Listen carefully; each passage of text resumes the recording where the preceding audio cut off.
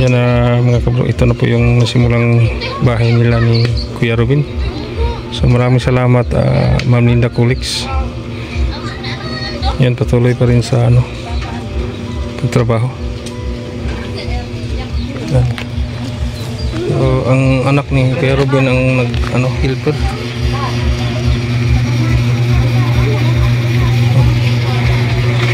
Dito sila, tingnan natin kung ano po yung ginagawa nila dito. Ayan, pag sa kanin. Ayan, nagbili po kami ng 2 kilong isda para sa tanghalian.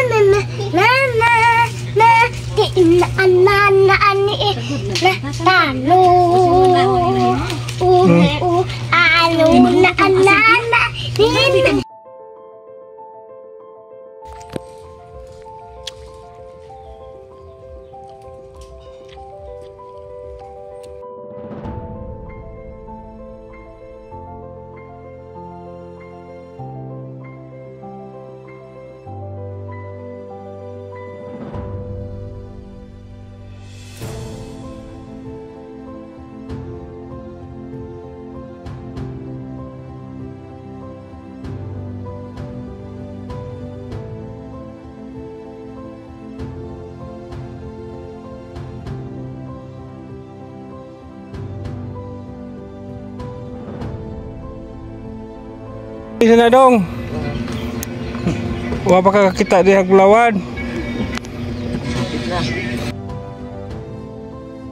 Salo-salo. Sa palanghalian. Mayo Day. Kaon-kaon. Ayan na kayo. Handa na ang hapagkainan. Kaya tao po tayo lahat.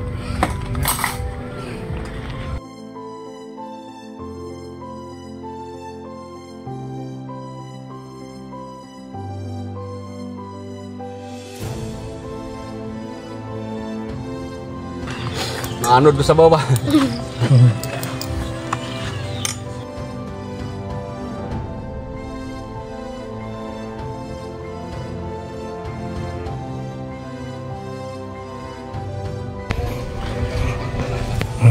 So, medyo malaki-laki. 14 by 16 pa yung sukat. Yan, so mayroon pa pong mga materials dito na hindi pa na gamit. Yan, hollow blocks. Yan, meron tayong coculumber. Yan. Yan. Maliit lang yung kubo nilang tinutulugan, tinitirahan dito. Yun lang po. So napagawa na po yung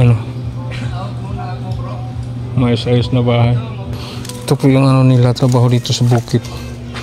Mangraha ng kahoy, kahit ano lang, basta mapagtirahan sa marangal na paraan po.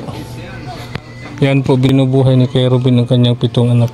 Tatay na wala ng asawa, siya lang po ang tataguyod sa kanyang yan. Yan na nagpaapoy na naman si Kuya Robin.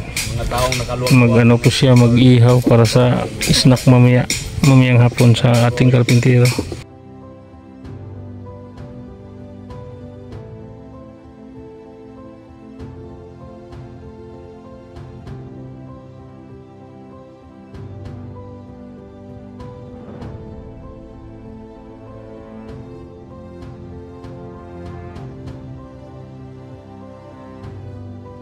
Yan na, nagsahan po kami ngayon sa karpintero.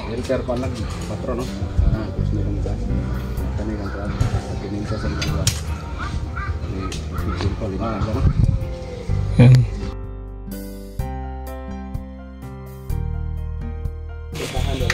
Maganda. Ha? Malaki siya. Tas? Maganda. meron na silang maayos na tutulugan. Ito ko salamat taon. So, kaloy ang yun taon. Nanagid kung kaabot. Salamat kayo.